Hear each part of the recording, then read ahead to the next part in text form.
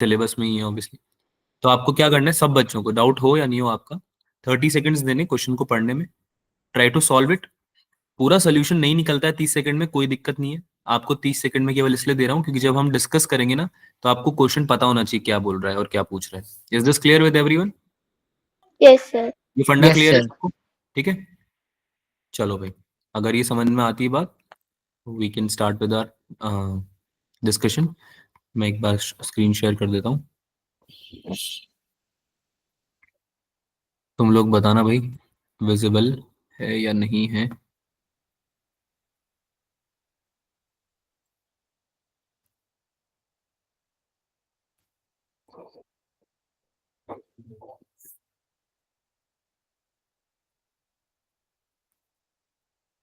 दिख रही है क्या? विजुअल है yes sir. Sir. Yes sir. Cool, start करें? Yes sir. सर। ठीक है, पहला सवाल करते हैं। एक असर्शन और रीजन का सवाल है। ठीक है, क्वेश्चन बोल रहा है कि जो मैक्सिमम चार्ज होता है किसी कंडक्टर पे जो कि स्टोर किया जा सकता है, वो ज्योमेट्रिकल डायमेंशन कंडक्टर के यानी कि साइज एंड शेप, उस पर डिपेंड करता है। ठीक है, और रीजन क्या दिया जा रहा है उसका कि capacitance of a conductor purely depends on the surrounding medium and on the geometrical dimensions of the conductor. ये रीजन है कि किसी कंडक्टर का जो मैक्सिमम चार्ज है, सिंस कैपेसिटेंस जो है वो डिपेंड कर रहा है, इसलिए मैक्सिमम चार्ज जो है जो स्टोर किया जा सकता है, वो भी कंडक्टर के ज्योमेट्रिकल डायमेंशन पर डिपेंड कर रहा है। ठीक है, तो आपको ये बताना है कि कौन सी बात सत्य है, कौन सी बात गलत है। क्वेश्चन समझ में आया ना सबको? Yes sir. ठीक है, तो मुझे आंसर चैट में बताना, चैट में जैसे आंसर बताओगे डिस्कशन चालू हो जाएगा उस सवाल पे। ठीक है, अगर क्वेश्चन समझ में नहीं आया तो फिर आप वो भी पूछ सकते हो कि सर समझ में नहीं आया, क्वेश्चन समझा दो।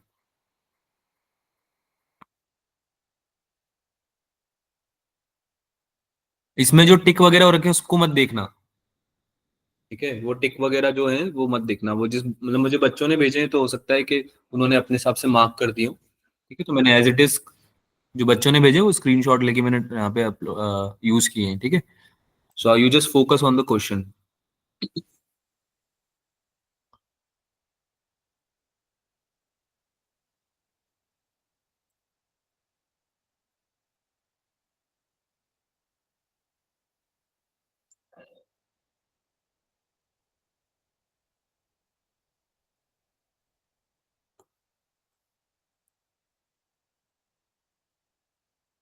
हुआ?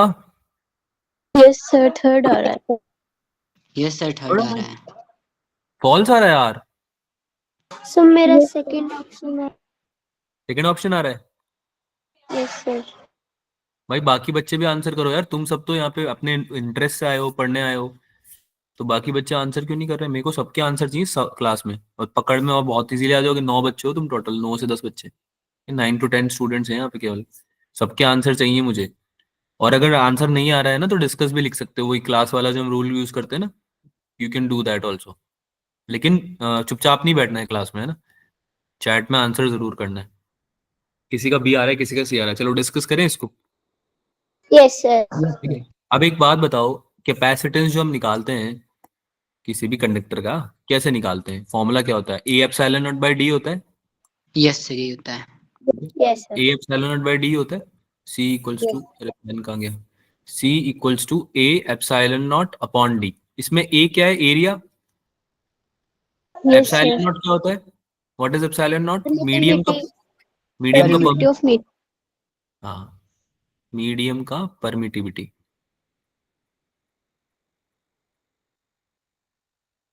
ठीक है, और डी क्या होता है? Separation, yes sir. सेपरेशन या डिस्टेंस, है ना। ठीक है, इसके अलावा अगर हम स्फेरिकल कैपेसिटर की बात करते हैं, अगर हम मान लो किसी स्फेरिकल कैपेसिटर पे जो अप्लाई होगा वो नॉर्मल दूसरे कंडक्टर पे भी अप्लाई होगा, है ना, उसी का तो एक टाइप है मतलब बेसिकली। तो अगर हम स्फेरिकल कैपेसिटर की बात करें तो उसका कैपेसिटेंस क्या होता है? 4 पाई एप्सिलॉन नॉट आर होता है क्या? Yes sir. Yes sir. Capacitance 4 pi epsilon naught R भी होता है। तो इससे हमें पता यस। चलता है कि आर हो गया या डी हो गया या ए हो गया, ज्योमेट्रिकल डायमेंशन पे तो डिपेंड कैपेसिटेंस कर रहा है। बोलो हाँ या ना। Yes, sir. Yes, sir. Geometrical dimensions पे डिपेंड कर रहा है। और ये जो एप्सिलॉन नॉट है, ये एनवायरनमेंट हो गया, सराउंडिंग हो गया, या मीडियम की स्पेसिफिकेशन बताता है क्या? Yes, sir. मीडियम के बारे में जानकारी देता है ना। अरे यार, अगर एप्सिलॉन नॉट चेंज कर दोगे, सराउंडिंग चेंज कर दोगे, तो कैपेसिटेंस अफेक्ट नहीं होगा क्या? उससे होगा ना। Yes, तो ये sir. सराउंडिंग मीडियम पे भी डिपेंड करता है। तो ये बात सही तो बोल रहा है कि हाँ, capacitance on conductor purely depends on the surrounding medium and on the geometrical dimension. बिल्कुल सही बात है। चार्ज पे डिपेंड नहीं करता, चार्ज पे डिपेंड नहीं करता। ये तो हमने पहले डिस्कस कर लिया था जिस दिन कैपेसिटेंस पढ़ा था, कि आपका जो कैपेसिटेंस है वो चार्ज पे डिपेंड नहीं कर रहा है, वो पोटेंशियल पे डिपेंड नहीं कर रहा है, वो ज्योमेट्रिकल डायमेंशन पे डिपेंड कर रहा है ना। तुम बना कैसा रहे हो कैपेसिटर को, उस पर डिपेंड कर रहा है। प्लस किस पे डिपेंड कर रहा है कि उसके सराउंडिंग कैसा है ना। एप्सिलॉन नॉट की वैल्यू क्या है ना। मीडियम कौन से मीडियम में तुम कैपेसिटर को रख रहे हो, उस पर भी तो फर्क पड़ेगा ना उसका कैपेसिटेंस पे। ठीक है।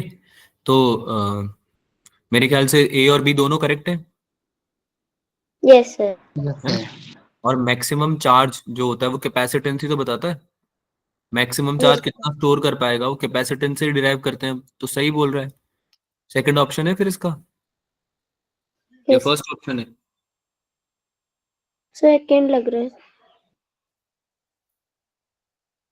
कौन बोल रहा है sir? Answer 4 is given the. बेटा किस में दिया हुआ है आंसर 4?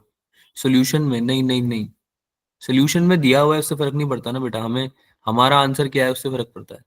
हमारा आंसर निकल के क्या है उससे फर्क पड़ता है। ठीक है। तो करेक्ट एक्सप्लेनेशन भी यही है। It is a correct explanation because capacitance is depending on medium as well as size and shape of conductor. बेटा गलत तो पॉसिबल ही नहीं है, ये बात तो आपको समझ में आनी चाहिए। फोर्थ ऑप्शन तो पॉसिबल ही नहीं है। ये बात सबको क्लियर हो गई है? अभी जो हमने डिस्कशन किया है वो समझ में आया सबको? Yes, sir. Yes, sir. ठीक है। तो फोर्थ ऑप्शन तो पॉसिबल ही नहीं है। फोर्थ ऑप्शन कैसे हो सकता है? आप सोचो ना, मैक्सिमम चार्ज जो है किसी कंडक्टर में, ठीक है, वो डिपेंड करेगा ज्योमेट्रिकल डायमेंशन पे, क्योंकि कैपेसिटेंस जो है वही डिपेंड कर रहा है। कैपेसिटेंस कैसे डिपेंड कर रहा है वो मैंने बता दिया अभी। अरे नहीं समझ में आया बात? सर इसमें जो कैपेसिटेंस होता ही रीजन तो दिया यही है था। बेटा कि कैपेसिटेंस क्या होता है कि किसी कंडक्टर का, अगर हम किसी कंडक्टर में अगर हम चार्ज को स्टोर कर रहे हैं, तो कितना चार्ज स्टोर हो पाएगा जिससे 1 वोल्ट उसका पोटेंशियल रेज कर जाए, राइज कर जाए। यही होता है कैपेसिटेंस का डेफिनेशन। Yes sir. ठीक है। हाँ अर्पिता बोलो।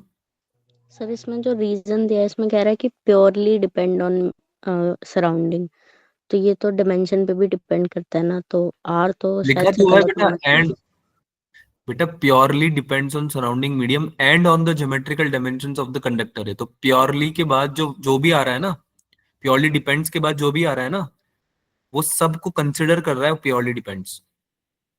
बात समझ में आ रही है? देखो मैं सोल्यूशन यहाँ में फोर्थ दिया था ना, इसलिए मैं थोड़ा कंफ्यूज हो गई थी। कोई बात नहीं बच्चा।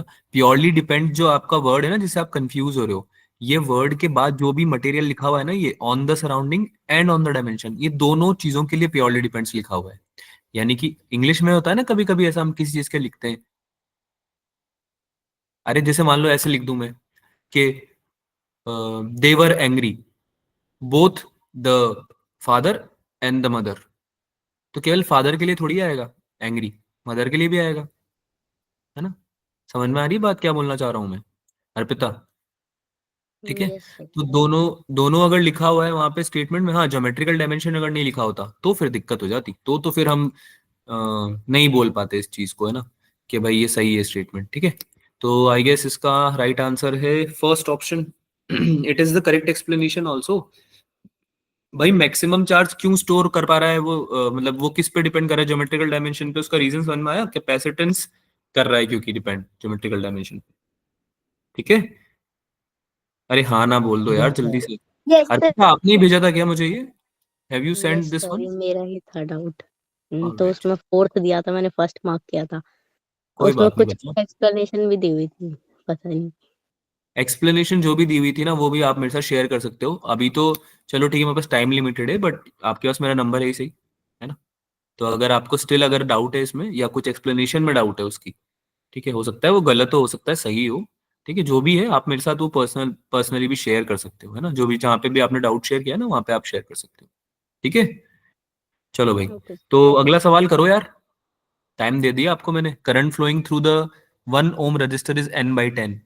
इसमें जो सर्किट है आपको दिया हुआ है, इसमें जो 1 ओम का आपका रजिस्टर है, उसमें जो करंट फ्लो कर रहा है वो n/10 एम्पियर है। तो आपको n की वैल्यू बतानी है।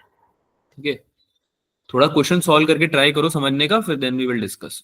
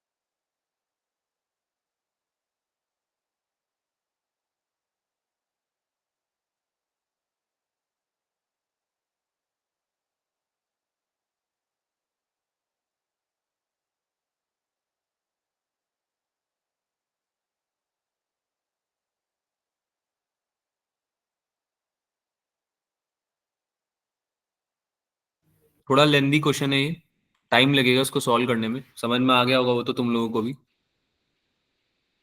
आ रहा है समझ में? ये बात समझ Yes, में आ sir. रही है कि टाइम लगेगा इसमें, है ना? क्योंकि थोड़ा लेंदी क्वेश्चन है ना बेटा, इसमें आपको थोड़ा सा इक्वेशंस वगैरह लिखनी पड़ेगी अच्छे से। ठीक है, केवीएल लगाओगे क्या इसमें? Yes, sir. केवीएल लगाओगे ना, लूप्स बनेंगे इसमें।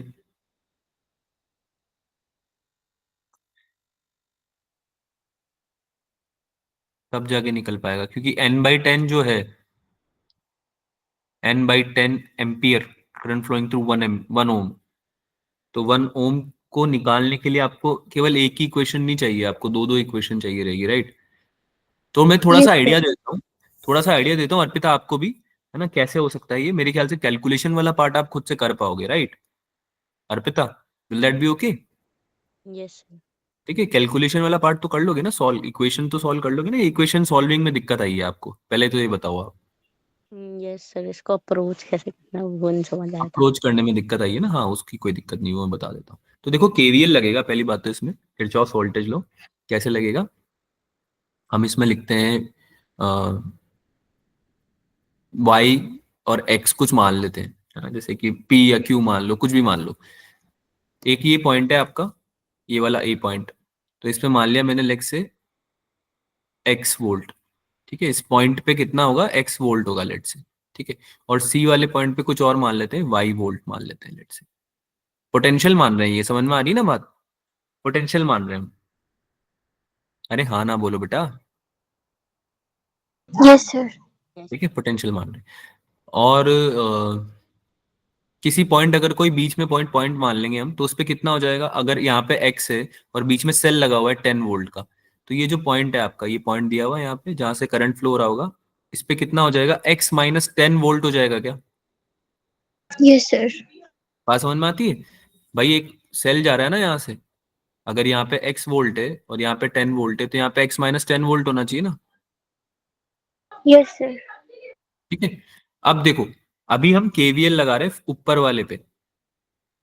ठीक है, ऊपर वाले पे केवीएल लगा रहे हैं, या फिर कहीं और लगा लो, आप पहले नीचे वाले पे लगा लो, अपने हिसाब से देख लो। ठीक है, केवीएल लगेगा केसीएल लगेगा, पहले तो ये बताओ।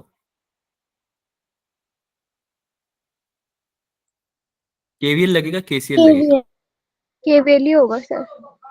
केवीएल होगा Yes, पक्का? sir. Yes, sir. Yes, sir. कैसे लगाएंगे? सर पहले तो हम एक लूप का निकालेंगे, ये ADC का। एबीसी का? अच्छा, इस ADC. इस पे भी कुछ मानना पड़ेगा ना पोटेंशियल। बी पे लेट से कि ये 5 वोल्ट है, तो इस पे लेट से 5 वोल्ट मान लेते हैं, तो इस पे 0 हो जाएगा फिर उस केस में, है ना? Yes, दो sir. एडजस्ट है ना, तो ऐसे मान सकते हैं ना ये लोग। मैंने पहले भी समझाया था शायद आपको ये, कैसे मान सकते हैं हम लोग, है ना? अगर यहाँ पे 5 वोल्ट दे रखा है आपको, तो यहाँ पे अगर आप 5 मान रहे हो, तो फिर यहाँ पे आपको 0 मानना पड़ेगा। बेसिकली पोटेंशियल डिफरेंस आप सेम रखना। ये जो 5 वोल्ट है, ये पोटेंशियल डिफरेंस क्रिएट करेगा ना, ईएमएफ क्रिएट करेगा बी और डी के बीच में। ठीक है, तो यहाँ पे आप पोटेंशियल डिफरेंस जो क्रिएट करोगे वो 5 और 0, मतलब 5 - 0 यानी 5 रखना। तो आप यहाँ पे ये भी मान सकते हो कि यहाँ पे 5 वोल्ट है और डी पे 0 वोल्ट है, ठीक है। तो इसको ध्यान में रखते हुए अब आपको सॉल्व करना है। करिए।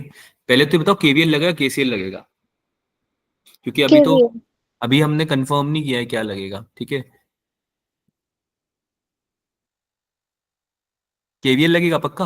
यार एक तो तुम जवाब नहीं देते, मतलब एक बच्चा बोल रहा है केवल मेरे को जिसकी आवाज आ रही है, या तो चैट में लिख दो। अर्पिता आपको क्या लगता है? आपने पढ़ा तो हुआ है ना ये? यस सर, पढ़ा है। करंट इलेक्ट्रिसिटी पढ़ा हुआ है ना हम लोगों ने? करंट के साथ नहीं करेंगे, मतलब 10 वोल्ट वाले जो ईएमएफ है उससे एक करंट लेट करके फिर उसके बाद हाँ केवीएल लगाएंगे।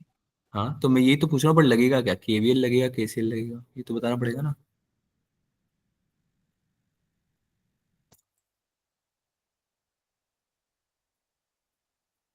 अच्छा केवीएल में क्या करते हैं? केवीएल में potential summation of current potential zero कर देते हैं, पोटेंशियल जीरो कर देते हैं, right? Yes yes sir. Sir. ठीक है। अगर हम इसमें जंक्शन लॉ लगाना चाहें, अगर हम इसमें जंक्शन लॉ लगाना चाहें तो क्या लगा सकते हैं क्या?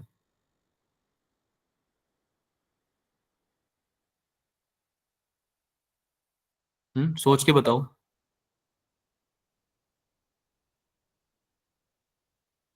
जंक्शन लॉ क्या होता है पहले तो ये बताओ, what is junction law? Summation of लगा करंट, सकते हैं मतलब मिड जितना पॉइंट पे करंट सी जा रहा से। था उतना ही करंट उससे बाहर जाएगा। हाँ बिल्कुल सही।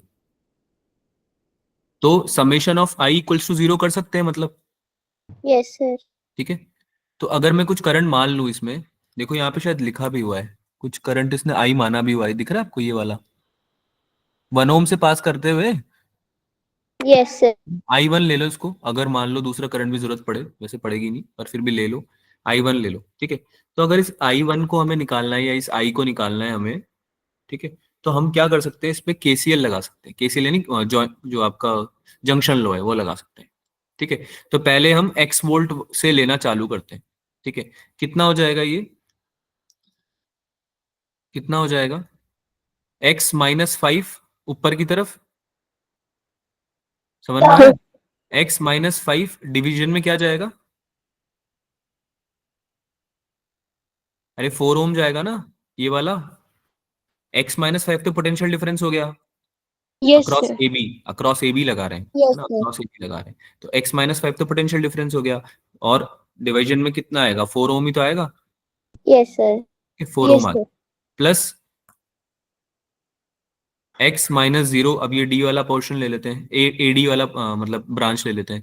x-0 इसमें क्या आएगा डिवीजन में? 2 ओम आएगा, 4 4। ओम आएगा?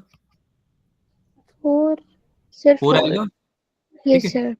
प्लस अब आपको लेना पड़ेगा y, x से लेकर y तक। तो अभी हमने निकाला है कितना आना चाहिए ये टोटल पोटेंशियल डिफरेंस। क्या ये 1 ओम से पास होते हुए, 1 ओम से पास हो रहा है ना करंट? यस अरे 1 सर। ओम से पास हो रहा है ना, तो क्या ये potential difference x-10 minus y हो जाएगा क्या? मैं लिखता हूं, आप लोग देखो और बताओ। Yes sir. इक्वल्स टू 0 आएगा, यस सर। ठीक है। ये तो आया ए पॉइंट से, अब हम सी पॉइंट से भी ले सकते हैं। एक इक्वेशन हम सी पॉइंट से भी बना सकते हैं, ठीक है। यस अब सर। एक इक्वेशन में सी से बना के दिखाता हूं, आपको बताना समझ में आया नहीं आया। सी से अगर हम बनाएंगे तो this is Y, Y minus 5। 5/2, yes sir. ठीक है, plus Y minus 0/2, 2। Yes sir. ठीक है। और इसमें भी क्या बनेगा, ये वाली ब्रांच में एसी वाली में, plus Y minus X x-10। Minus 10 divided by 1 1। Equals to 0। क्या ही समझ में आया? दोनों इक्वेशन समझ में यस आई, सर। ठीक है। Yes sir. Now if will be able to solve these two equations, we can find the value of X and Y. सबसे पहले तो, क्योंकि दो वेरिएबल्स हैं दो इक्वेशन है, क्या ये बात समझ में आती है? Yes yes sir. Sir. X और वाई की इक्वेशन निकालने के बाद आप करंट बहुत इजीली निकाल पाओगे, क्योंकि 1 ओम का जो रजिस्टर है उसमें जो करंट फ्लो हो रहा है वो पोटेंशियल डिफरेंस क्रिएट ही किसकी वजह से हो रहा है? x-10 और y की वजह से, राइट? Yes sir. तो y minus x-10, y minus x-10 divided by 1 equals to आपका क्या है? करंट है ना, दैट इज योर I। और x और y की वैल्यू जब निकल जाएगी तो उसमें पुट कर देना, बोलो, समझ में आया? Yes sir. लिख देता हूं मैं इसको, अगर समझ में नहीं आया तो। आपका जो ये एसी वाला ब्रांच है ना, एसी वाला ब्रांच, उसमें ही तो है 1 ओम रजिस्टर जिसका निकालना है आपको, जिसकी वैल्यू n/10 दे रखी है। तो इस पे जो आप लिखोगे इक्वेशन करंट की वैल्यू जो लिखोगे वो क्या लिखोगे? यही तो लिखोगे, y minus x minus 10 divided by 1। यही तो है करंट की वैल्यू जो आपको चाहिए 1 ओम वाले रजिस्टर में। बोलो हाँ या ना? Yes sir. इसमें तो करंट पास कर रहा है इतना। तो जब x और y की वैल्यू यहां से निकाल दोगे, इस इक्वेशन से और इस इक्वेशन से x और y की वैल्यू निकाल दोगे और यहाँ पुट कर दोगे, तो आंसर आ जाएगा ना बेटा आई का। ठीक है, n/10 की टर्म्स में। तो आज का आंसर कितना आता है अर्पिता? कितना आंसर आ रहा है इसका? 2.5 एम्पियर आ रहा होगा आई गेस। सर वो लेफ्ट हो गई। अर्पिता है तो सही क्लास में? No sir. अच्छा, 2.5 एम्पियर है। ठीक है, तो 2.5 एम्पियर का मतलब क्या है कि n/10 की वैल्यू कितनी होनी चाहिए? 25/10, यानी कि n की वैल्यू कितनी होनी चाहिए?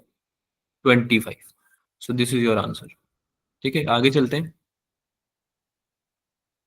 Displacement current goes through the gap between the plates of a capacitor when the charge of the capacitor does not change. ये statement 1 है। The displacement current arises in the region in which electric field is constant with time. Electric field या electric flux constant with time। क्या answer आना चाहिए इसका? सोचो, theoretical question है ये, तो आना चाहिए आपको समझ में।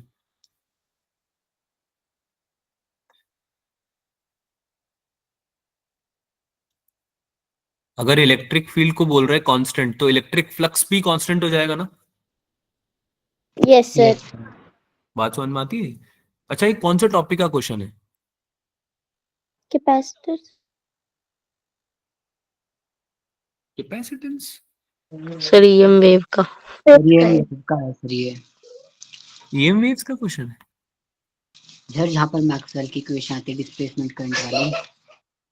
तो किसमें पढ़ी थी मैक्सवेल की इक्वेशन? सर EM वेव वाले चैप्टर में पढ़ी थी। तुम क्वेश्चन सॉल्व करके आंसर बताओ, छोड़ो। पता नहीं क्या क्या आंसर दिए जा रहे हो अपनी मर्जी से। डिस्प्लेसमेंट करंट किसमें पढ़ा था ये तो याद रहना चाहिए ना बेटा। बाकी चीजें तो छोड़ो, बाकी चीजें तो बात की है।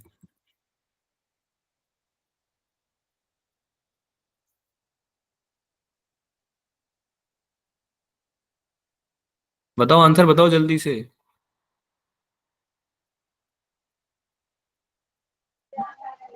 सर थर्ड ऑप्शन लग रहा है। थर्ड ऑप्शन लग रहा है? Yes sir. अच्छा एक बात बताओ, डिस्प्लेसमेंट करंट के बारे में क्या याद आ रहा है? कुछ भी याद आ रहा है? फॉर्मूला याद आ रहा है? इलेक्ट्रोमैग्नेटिक इंडक्शन में पढ़ा था हमने ये। वो ठीक है, जहां भी पढ़ा था मैं वो नहीं पूछ रहा। मैं पूछ रहा हूँ कि क्या याद आ रहा है? कुछ फॉर्मूला वगैरह, इसका डेफिनेशन कुछ याद आ रहा है या नहीं?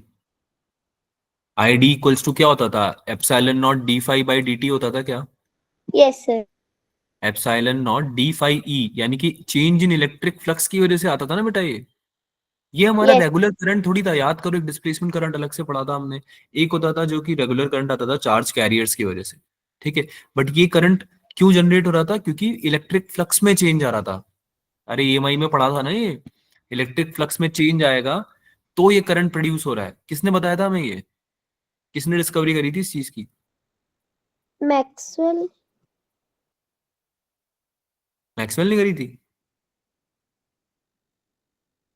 फॉर्मूला याद आ रहा है आप लोगों को? अरे फॉर्मूला याद आ रहा है आप लोगों को? Yes sir. Yes, yes. sir. ये याद आ रहा है कि हमने पढ़ा था एक ईएमआई में? Yes, sir. Yes sir. हम्म, तो फिर भूल कैसे जा रहे हैं बेटा चीजें? मैक्सवेल नहीं करा था ना इसको discover? Yes, ampere sir. Circular law में पढ़ा है हमने। एम्पियर सर्कुलर लॉ से एनालॉगस था ये। कुछ चाणक ऐसी सिमिलर सी चीजें पढ़ रहे थे हमने ना। आपकी स्क्रीन थोड़ी थोड़ी देर में गायब हो जा रही है। स्क्रीन गायब हो रही है मेरी? No, sir. अर्पिता एक बार क्लास लीव करके ज्वाइन करो फिर से बेटा। बाकी लोगों को दिख रही है आई तमन, अभिषेक, मुस्कान, हुस्नवाज, सबको दिख रही है ना स्क्रीन? हाँ हुस्नवाज बोलो। सर फ्लिकर कर रही है, पता नहीं थोड़ी देर में आ रही है उसके बाद फिर वापस चल जा रही है, पता नहीं क्या हो किसी रहा और को भी आ रही है क्या ये प्रॉब्लम? एक बार जल्दी से बता दो। No, sir. नहीं सर। हुस्नवाज आप कुछ बोलना चाह रहे थे क्या बेटा? You want to say something? ठीक है, इधर ध्यान दो। वेरिंग इलेक्ट्रिक फ्लक्स की वजह से डिस्प्लेसमेंट करंट आता है, ठीक है। So it is that current which is produced in a sense of magnetic field rather, है ना। चार्ज कैरियर्स की वजह से प्रोड्यूस नहीं हो रहा, मैग्नेटिक फील्ड के सेंस में इसको हम स्टडी करते थे जब पढ़ते थे, ठीक है। वेरिंग इलेक्ट्रिक फ्लक्स उसकी वजह से ही प्रोड्यूस होता था, ठीक है, जो कि लिख भी रहा है d/dt। तो एक बात बताओ, अगर इलेक्ट्रिक फील्ड कांस्टेंट रही तो इलेक्ट्रिक फ्लक्स भी कांस्टेंट रहेगा। तो इलेक्ट्रिक फ्लक्स, क्योंकि और चीजें हमें दे नहीं रखी ना स्पेसिफिकली, तो इलेक्ट्रिक फ्लक्स अगर कांस्टेंट रहेगा तो डिस्प्लेसमेंट करंट कैसे प्रोड्यूस होगा? ये बात समझ में आती है? Yes, sir. बात समझ में आती है वाली? ये बोल रहा है कि displacement current arises in the region in which electric field is constant. तो ये तो गलत बात होगी ना बेटा। इलेक्ट्रिक फील्ड अगर कांस्टेंट है या तो इलेक्ट्रिक फ्लक्स कांस्टेंट है, और अगर यही कांस्टेंट हो गया तो डिस्प्लेसमेंट करंट तो आएगा ही नहीं, है ना। चेंज इन इलेक्ट्रिक फ्लक्स की वजह से ही तो आ रहा है वो। बात समझ में आती है? चेंज इन इलेक्ट्रिक फ्लक्स की वजह से तो आ रहा है, यही तो है change in electric flux with time. Change in electric flux, magnetic electric flux with time, ठीक है। तो डिस्प्लेसमेंट करंट जीरो हो जाएगा उस केस में, तो ये तो गलत बोल रहा है statement 2। Displacement current goes through the gap between the plates of a capacitor when charge on the capacitor does not change. क्या बोल रहा है ये? कि जो डिस्प्लेसमेंट करंट है वो गैप से जाता है, it goes through the gap, plates के बीच में जो गैप होता है of a capacitor, when the charge of the capacitor does not change, ठीक है। बट ये वो करंट थोड़ी है जो कि चार्ज कैरियर्स की वजह से प्रोड्यूस हो रहा है, ये तो इलेक्ट्रिक फ्लक्स के वेरिएशन की वजह से प्रोड्यूस हो रहा है। बात समझ में आ रही है आपको? अरे चार्ज कैरियर्स की वजह से थोड़ी प्रोड्यूस हो रहा है ये। Yes, Yes. sir. Yes, तो sir. फर्स्ट स्टेटमेंट भी गलत हो गया इस तरह से। तो जब charge of the capacitor change नहीं होगा तो डिस्प्लेसमेंट करंट थोड़ी आता है, इलेक्ट्रिक फ्लक्स के चेंज होने की वजह से आता है ना। तो दोनों ही बेसिकली स्टेटमेंट इलेक्ट्रिक आपके डिस्प्लेसमेंट करंट के बारे में गलत बोल रहे हैं, उसको एक्सप्लेन नहीं कर पा रहे। इलेक्ट्रिक फ्लक्स के चेंज होने की बात अगर कोई करता तो हम मानते भी से कि एक्सप्लेनेशन है, ठीक है। So that's why first option and second statement, दोनों स्टेटमेंट इनकरेक्ट है, ठीक है, दोनों चीजें इनकरेक्ट है। अरे समझ में आया? Yes, sir. आगे चले।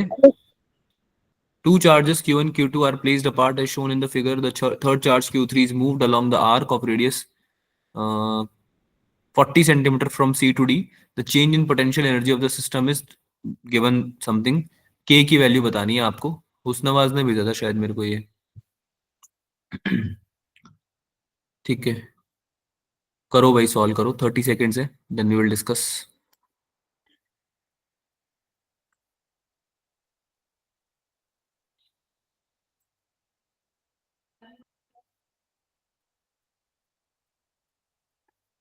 क्वेश्चन पढ़ लो, मतलब अगर आप सॉल्व नहीं भी कर पा रहे हो एटलीस्ट क्वेश्चन पढ़ लो ताकि हम डिस्कस कर सकें इसको।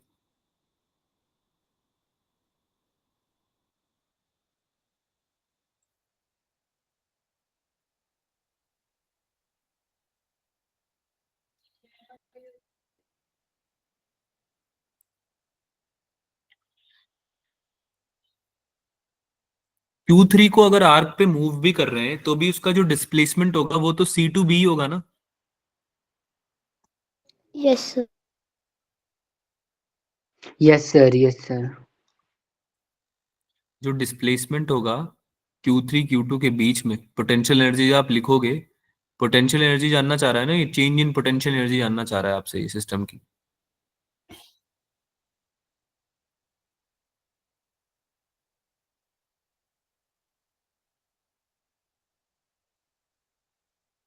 ठीक है, तो एक तो पोटेंशियल एनर्जी Q3 की हम निकाल सकते हैं जब वो पॉइंट C पे है, ठीक है, पॉइंट C पे है Q1 की वजह से ऑब्वियसली, ठीक है। एक Q3 की हम निकाल सकते हैं जब वो पॉइंट D पे आ गया है।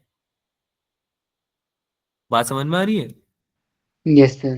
ठीक है, Okay. करें, सॉल्व करें। जब Yes, पॉइंट sir. सी पे है और जब पॉइंट डी पे आ गया है, यही इसके बीच में पूछना चाह रहा है ना ये सवाल, कि जब पॉइंट सी पे है और जब पॉइंट डी पे आ गया है, सी से डी में जो चेंज आया है पोटेंशियल एनर्जी में वो बता दो, ये बोलना चाह रहा है ये, ठीक है। तो ले लेते हैं यार, इसको सॉल्व करते हैं। सबसे पहले तो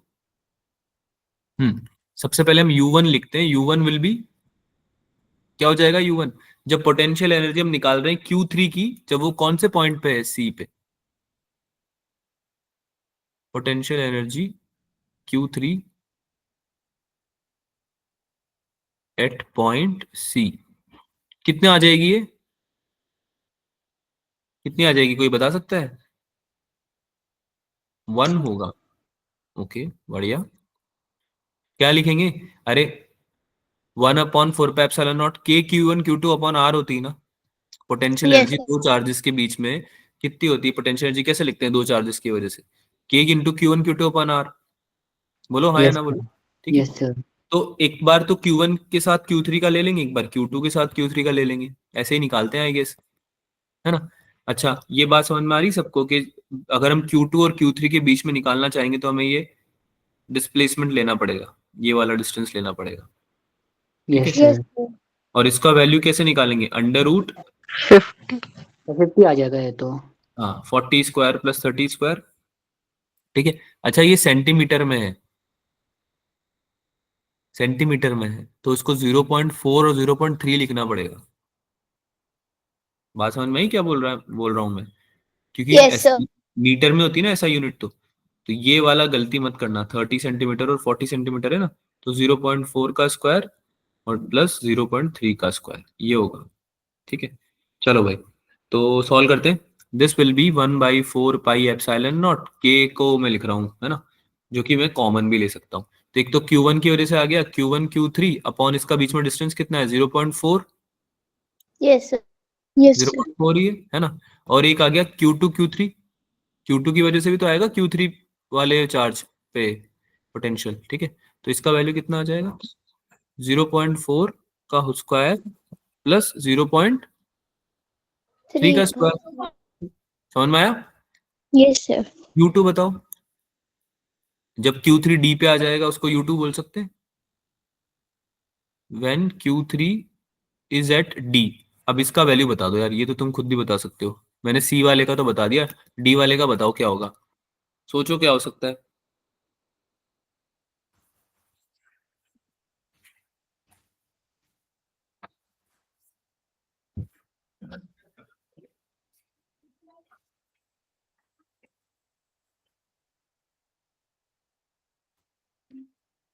क्या हो सकता है बताओ ना यार।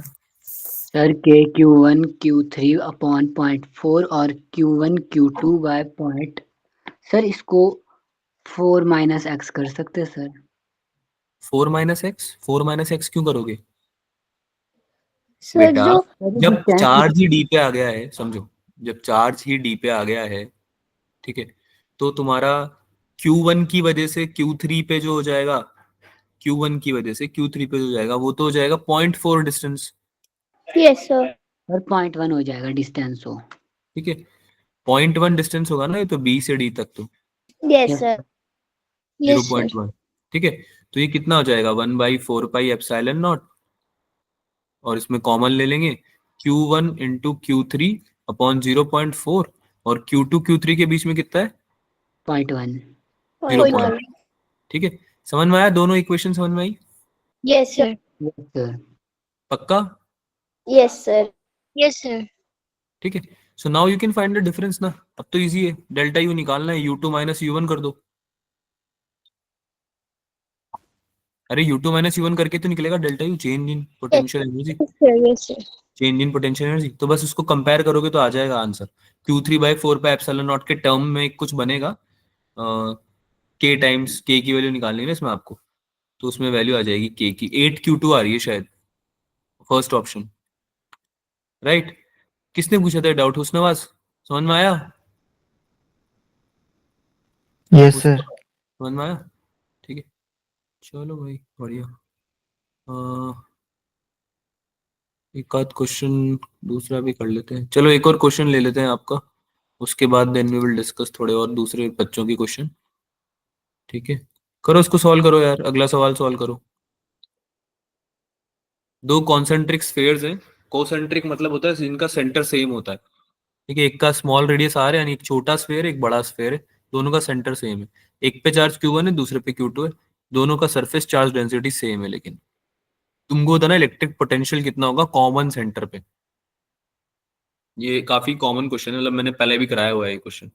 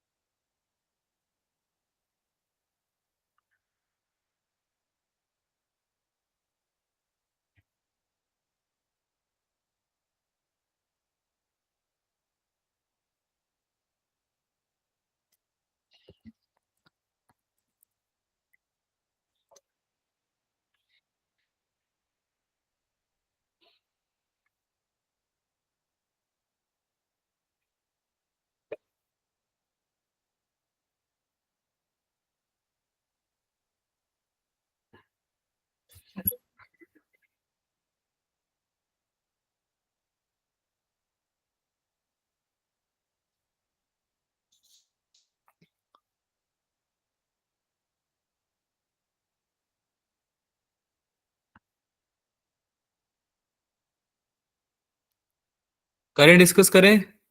Yes, sir. ए ऑप्शन आ रहा है सर। क्या आ रहा है? Sir A option option. Yes, yes sir.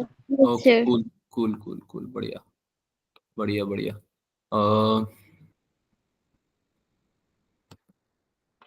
ए ही आना चाहिए वैसे। A sigma upon epsilon naught R plus R, यही आ रहा है ना? यस हाँ, sir. Sigma upon epsilon naught R plus R, यही आएगा। सही है। कैसे करेंगे इसको? जो आपका स्फेयर है, ठीक है, दोनों की सरफेस चार्ज डेंसिटी सेम। तो सरफेस चार्ज डेंसिटी हमें पता है क्या होती है। अगर एक का चार्ज Q1 एक का Q2 है, तो Q1 अपॉन, लेट्स से कि Q1 का है कैपिटल आर, तो 4 पाई आर क्या हो जाएगा? आर स्क्वायर या R cube? R square R होगा या आर square. क्यूब होगा? स्क्वायर हाँ, R R square. Square, very good. Square equals to Q2 upon 4 pi R square, small R square, ये होना चाहिए क्या? सेम सरफेस चार्ज डेंसिटी है दोनों की, तो Yes, यस sir. सर। ठीक है। और ये कुछ ऐसा होगा स्फेयर, एक स्फेयर ऐसा होगा इसके और एक स्फेयर ऐसा होगा, है ना? कोसेंट्रिक है ना, yes concentric, yes sir sir. ठीक है। तो कोसेंट्रिक मतलब सेंटर कॉमन है जिसपे ही हमें पोटेंशियल निकालना है, ठीक है। तो कैसे करेंगे इसको? हमको पता है कि अंदर की तरफ स्फेयर के, जिसपे चार्ज डिस्ट्रीब्यूटेड होता है सरफेस पे केवल कॉन्स्टेंटली डिस्ट्रीब्यूटेड होता है ना, स्फेयर के ऊपर भी और स्फेयर के अंदर भी। यस सर अंदर यस की सर। तरफ यस पोटेंशियल, सॉरी, सरफेस पे कॉन्स्टेंटली डिस्ट्रीब्यूट होता है, अंदर की तरफ तो पोटेंशियल होता है, वो रहता है कांस्टेंट, है ना? तो कोई भी स्फेयर जिसके सरफेस पे चार्ज डिस्ट्रीब्यूटेड है कांस्टेंट तरीके से, वेरिएबल नहीं है मतलब, तो उसमें अंदर की तरफ पोटेंशियल क्या रहेगा? कांस्टेंट रहेगा, ठीक है। तो अगर हमें क्या बड़े वाले स्फेयर पे लिखना है, बड़े वाले स्फेयर की वजह से लिखना है, कैपिटल आर वाले स्फेयर की वजह से, तो क्या लिख सकते हैं? के क्यू अपॉन आर लिख सकते हैं क्या potential? Yes, sir. First yes वाले की सर। वजह से, एक का जिसका रेडियस कैपिटल आर है, बड़ा वाला रेडियस जिसका है, ठीक है, उसकी वजह से क्या हो जाएगा? के क्यू 1 अपॉन आर, यानी कि 1/4 पाई epsilon not into Q1 multiply में कैपिटल आर आएगा स्मॉल आर आएगा? कैपिटल आर आएगा, ठीक है, यही आएगा ना? Yes, sir. यस सर इसको V1 की जगह VR लिखते हैं, ये ज्यादा समझ में आएगा। और छोटे आर की वजह से कितना आएगा जल्दी से बताओ? Q2 upon KQ upon small. कौन 4 पाई इंटू में आर आर, ठीक है। अच्छा, इसको एक बात बताओ, अगर ध्यान से देख के बताना, इसको मैं ऐसे लिख सकता हूँ कि sigma into R upon epsilon naught. Yes, sir. Yes पक्का? सर। पक्का समझ में आया कैसे लिखा है? Yes. Yes, sir. आया ना? अरे बेटा, Yes, सिग्मा ही sir. तो होता है charge per unit area. Yes sir ठीक है, cool. Potential inside sphere of small R. अब नेट पोटेंशियल जो होगा, सिंस एक स्केलर क्वांटिटी होती है, पोटेंशियल एक स्केलर क्वांटिटी होती है, वो दोनों का समेशन ही तो आएगा बेटा सेंटर पे, सेंटर पे जो हम निकाले, yes sir. V1 plus V2 तो आएगा। ये बात समझ में आती है?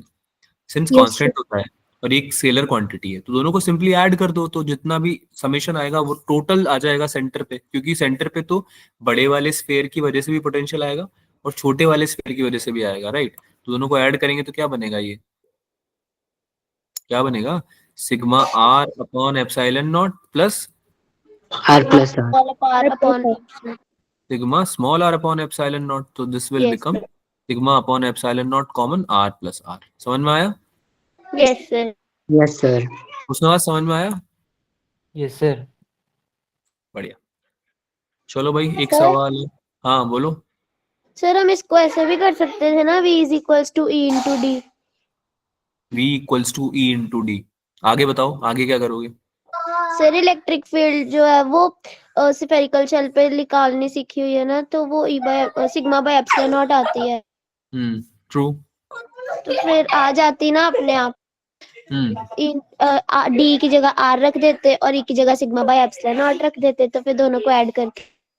हाँ सेम आएगा, सही है, कर सकते हो बेटा, तो सेम ही बात है। सरफेस चार्ज डेंसिटीज आपको दे रखी है ना, तो उसके टर्म्स में निकालना पड़ेगा ना आपको, इसलिए हमने ये तरीका यूज किया। बात समझ में आ रही है? उसको आप क्रिएट भी कर सकते हो बाद में, ऑब्वियसली आप सिग्मा को क्रिएट कर सकते हो क्योंकि सेम है दोनों में। दिक्कत इसलिए नहीं आएगी क्योंकि दोनों का सिग्मा सेम है। अगर सिग्मा अलग अलग होता ना तो दिक्कत आती फिर उस तरीके से।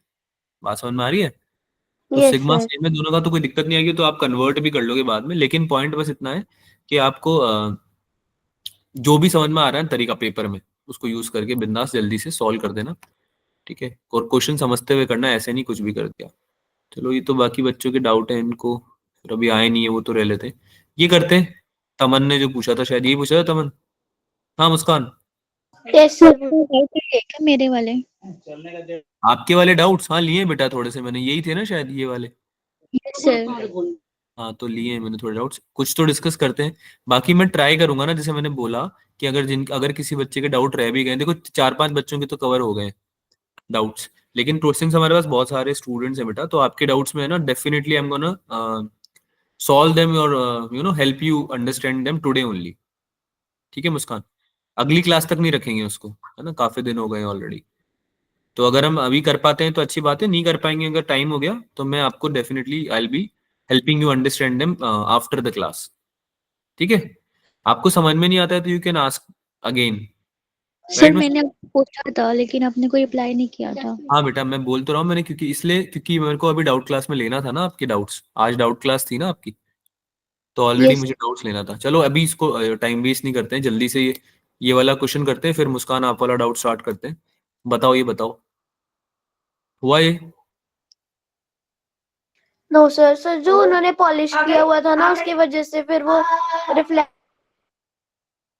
होता है, इसलिए वो नहीं हो पाया क्वेश्चन। बेटा ये रिफ्लेक्ट, अगर जो पॉलिशिंग हुई है तो उसका मतलब यही तो है कि वहां से रिट्रेस कर लेगा लाइट अपने आप को, यानी कि वापस लौट जाएगा। देखो मैं आपको वो बना देता हूँ, डायग्राम बना के दिखाता हूँ कैसे होगा। ठीक है? डायग्राम से आपको शायद समझ में भी आ जाएगा, आप कर भी लोगे फिर तो। जैसे ये प्रिज्म है, क्वेश्चन क्या बोल रहा है बच्चों, बाकी लोग भी सुन लो साथ में। एक प्रिज्म दिया हुआ है, जो आपका जो क्वेश्चन है, ये ऑप्टिक्स का जो क्वेश्चन है, ऐसे कुछ प्रिज्म दे रखा है। ठीक है? लेट्स से कि लाइट यहां से आती है, इस पे कुछ ऐसे नॉर्मल होगा, है ना? तो ये बोल रहा है, क्वेश्चन बोल रहा है आपका कि कुछ लाइट इंसिडेंट हो रही है ऐसे, है ना? तो ये एंगल ऑफ इंसिडेंस हो जाएगा क्या? Yes sir. ठीक है? अब यहां से ये रिफ्रेक्ट होगी, तो लेट्स से कि ये रिफ्रेक्ट होके ऐसे कुछ जाती है, ऐसे ऐसे। ठीक है? अब ये बोल रहा है कि इसको परपेंडिकुलर दिखाना पड़ेगा ना बेटा, थोड़ा सा इसको ऐसे बनाते हैं, ऐसे बनाते हैं इसको। ठीक है? ये बोल रहा है कि ये परपेंडिकुलर है, क्यों? क्योंकि यहाँ पे पॉलिशिंग हो रखी है, एक तो इस वाले सरफेस पे पॉलिशिंग कर रखी है। ठीक है? तो परपेंडिकुलर इसलिए क्योंकि वो रिट्रेस कर लेगा खुद के पाथ को, जिस एंगल पे ये जा रहा है ना उसी एंगल पे लौट जाएगा। क्या ये बात समझ में आई आपको? जिस एंगल पे रिफ्लेक्टेड रे जा रही है ना उसी एंगल पे लौट जाएगी। ठीक है? तो ये परपेंडिकुलर आपका इंसिडेंस होगा सेकंड वाले सरफेस पे। ठीक है? और इसका रिफ्रेक्टिव इंडेक्स तो तुम्हें √2 दे ही रखा है। एंगल ऑफ प्रिज्म क्या लेते हैं उसको, ए लेते हैं क्या? Yes sir. Yes, sir. और रिफ्रेक्टिंग एंगल दे रखा है, रिफ्रेक्टिंग एंगल यानी आपको R1 की वैल्यू दे रखी है, फर्स्ट जो ये एंगल ऑफ रिफ्रैक्शन होगा ना, इसकी वैल्यू दे रखी 30 degree. One of the reflecting surfaces of the prism polish a beam of monochromatic light will retrace it path if the angle of incidence over the refracting surface of the prism, I की value पूछ रहा है, किसकी value पूछ रहा है, आई की आई की वैल्यू पूछ रहा है, ठीक है। अच्छा R2 जो होगा वो तो नॉर्मल से ही लेते हैं ना, नॉर्मल से लेते हैं ना, एंगल ऑफ रिफ्लेक्शन भी sir. नॉर्मल से लेंगे, तो R2 की वैल्यू 0 हो जाएगी क्या, देख के बताओ मुझे। R1 Yes. की वैल्यू Yes, sir. R2 की वैल्यू 0 हो जाएगी, क्योंकि ये तो जितना एंगल बनना चाहिए था नॉर्मल से वो तो रिट्रेस कर लिया उसने पाथ, तो 0 ही एंगल बना है यहाँ पे, है ना। आई पूछ रहा है तुमसे ये कितना है, एंगल ऑफ प्रिज्म ए की वैल्यू क्या होती है, R1 प्लस R2 होती है क्या? Yes sir. Yes sir. Sir Snell's law से भी हो जाएगा, किससे हो जाएगा? स्नेल्स लॉ से। हाँ स्नेल्स लॉ ही लगाना है बेटा इसमें, स्नेल्स लॉ लगाने के लिए ही एंगल डिफाइन कर रहे हैं हम, है ना। ए की वैल्यू कितनी हो जाएगी, R1 plus R2, yes sir. 30 degree हो जाएगी ए की वैल्यू भी, है ना, एंगल ऑफ प्रिज्म। तो आप इसमें R1 की वैल्यू 30 डिग्री है, ये बात अगर आपको समझ में आ रही है तो सीधे निकाल सकते हो N1 equals to N1 sign आई मतलब equals to N2 sign R। तो कितना हो जाएगा ये, N1 बाहर एयर होती है, yes sir. This will be 1 into sine i equals to √2 into sine 30, yes. Yes sir. ठीक है। तो यहाँ से आ जाएगा I इक्वल्स टू 45 डिग्री। बेटा आंसर तो स्नेल्स लॉ से डायरेक्ट निकल जाएगा, मैं आपको बस ये समझाना चाह रहा था कि जो ये पॉलिशिंग सरफेस है ना, जब रिट्रेस कर रहा है अपना path, right, so in this case it is falling on the surface normally, normal incidence है उसके ऊपर।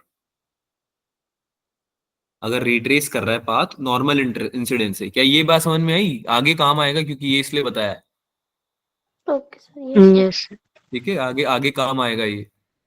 ठीक है, कहाँ से मुस्कान आपके डाउट्स, ये वाला है क्या? यस सर, एक ये वाला।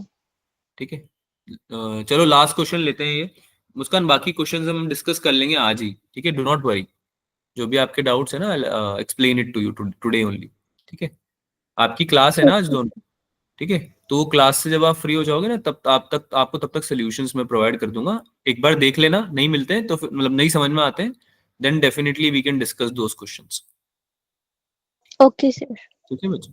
चलो तब तक ये एक सवाल तो करो, solve this one at least. In an AC circuit an alternating voltage 200√2 sin 100t volts is connected to a capacitor। बाकी सब बच्चों के लिए यही सवाल, मुस्कान को चलो डाउट है, तुम तो करो, मेरे को लगता है कर सकते हो तुम लोग ये।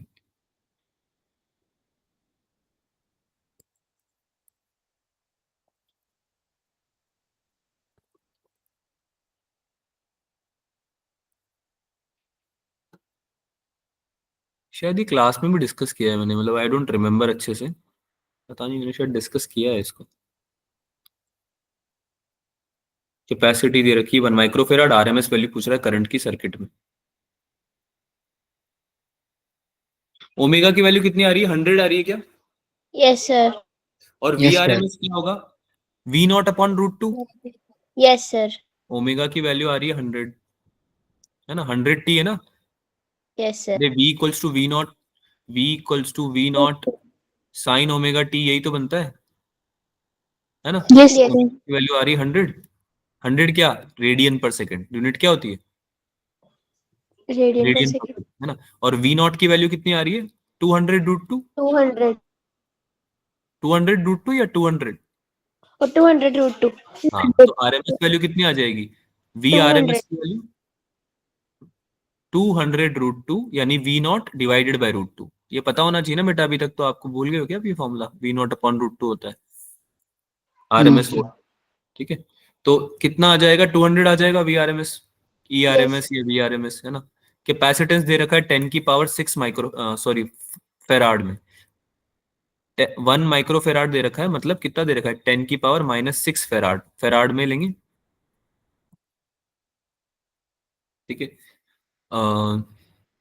अरे फेराड में ही लोगे ना, Yes, जब sir. Yes. ओमेगा को रेडियन पर सेकंड में ले रहे हो तो उसको भी फेराड में ही लोगे ना, ठीक है। वो तो फिर हमें ऑप्शंस के हिसाब से देख लेंगे जो भी आंसर चाहिए हमारा, ठीक है। चलो भाई, अब एक बात बताओ, इम्पिडेंस जो होगा, सिंस यहाँ पे कैपेसिटर यूज किया गया है केवल, तो जो इम्पिडेंस होगा वो क्या हो जाएगा, विल दैट कैपेसिटिव।